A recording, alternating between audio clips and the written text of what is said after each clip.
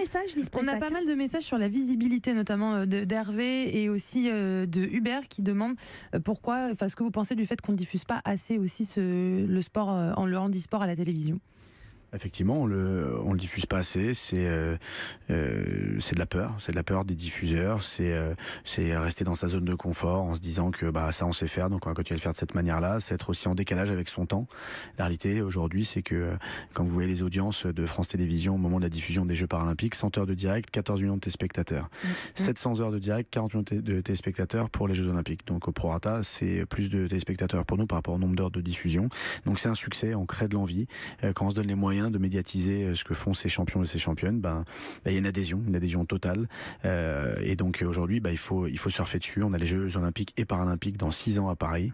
Il faut pas attendre dans 6 ans en se disant tiens, on a les droits, au fait on va le faire. Il faut commencer maintenant, il faut continuer et pas tous les 4 ans ou tous les 2 ans avec les Jeux d'hiver.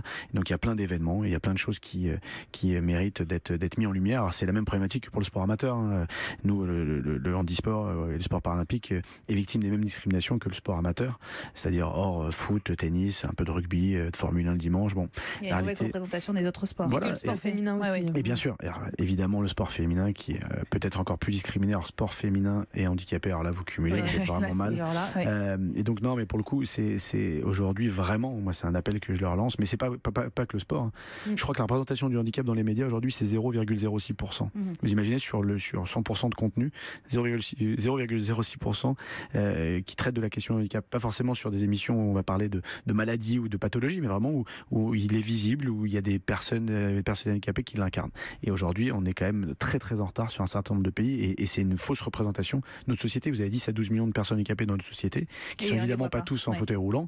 Il y a 85% de handicap invisible, mais la réalité, c'est que cette minorité, qui est la plus discriminée dans notre société, elle est sous-représentée et souvent mal représentée.